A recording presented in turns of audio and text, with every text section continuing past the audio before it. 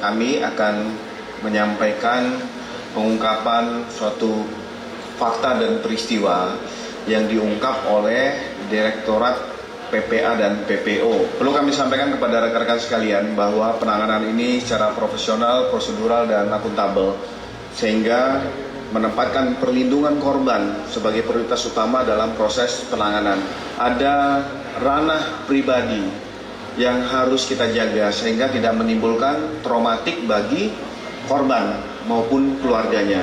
Kami perlu tekankan kepada rekan-rekan bahwa informasi yang kami sampaikan ini dapat dipertanggungjawabkan. Kami akan menyampaikan hasil pengungkapan kasus tindak pidana percabulan dan atau tindak pidana kekerasan seksual.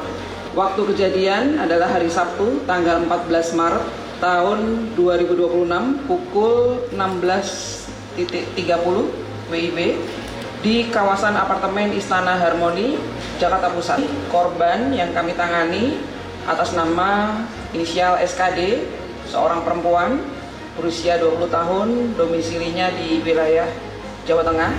Kemudian pelaku yang telah kami amankan, inisialnya adalah WAH, seorang laki-laki berusia 39 tahun, berdomisili di wilayah Jakarta Pusat. Bermula ketika korban menggunakan jasa transportasi online, kemudian ketika sedang berada di tengah perjalanan, korban diajak berbicara, kemudian melihat gelagat yang tidak pada umumnya, karena di situ ada kalimat-kalimat yang menyatakan bahwa si driver ini mengajak berkencan, kemudian dia melakukan upaya perbuatan cabul dengan cara memegang dan meremas paha korban. Tiba-tiba dia dibelokkan ke satu area yang di luar dari lokasi yang semestinya. Korban berupaya melakukan perekaman terhadap setiap peristiwa, dan di situ ada timbul kepanikan driver sehingga dia mencoba merebut dan melakukan upaya-upaya kekerasan dengan cara menindih, kemudian sempat mencekik korban dan juga melakukan upaya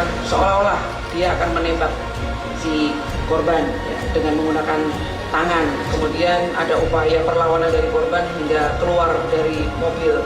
Kemudian dia mencoba melaporkan di pengaduan online dari platform tersebut.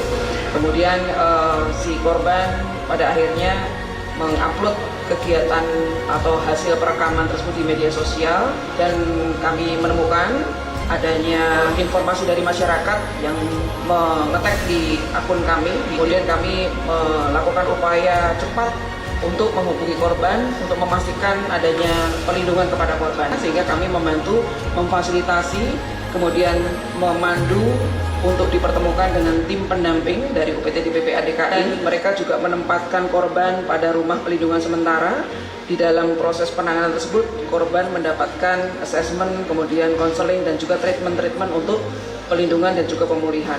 Barang bukti yang kami dapatkan di sana, kita temukan ada alat komunikasi, kemudian ada satu unit mobil warna silver, yang mana ketika kami lakukan pemeriksaan dan penggeledahan ditemukan bahwa ada beberapa sarana alat yang digunakan untuk menggunakan narkoba, surat kendaraan dari mobil tersebut, kemudian juga ada kunci kita amankan, kemudian plat nomornya kita temukan juga ada 2 buah obat kuat, kemudian ada 3 buah alat kontrasepsi, kemudian ada alat-alat tadi sabu, ada plastik 32 buah bekas paket sabu, kemudian 1 set pakaian korban yang digunakan pada saat kejadian, dan juga 1 pakaian yang digunakan oleh terduga pelaku ini. Kemudian pasal yang tersangkakan adalah pasal 414 ayat 1 huruf B Undang-Undang Nomor 1 Tahun 2023 tentang Kitab Undang-Undang Hukum Pidana, bahwa setiap orang yang melakukan perbuatan cabul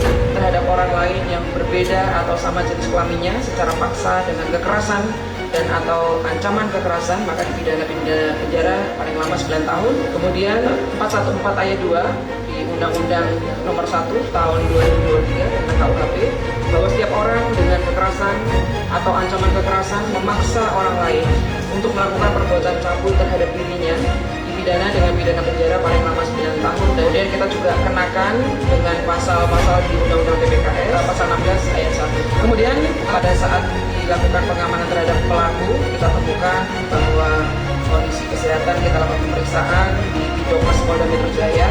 Dengan hasil pemeriksaan tersangka positif menggunakan narkoba jenis sabu.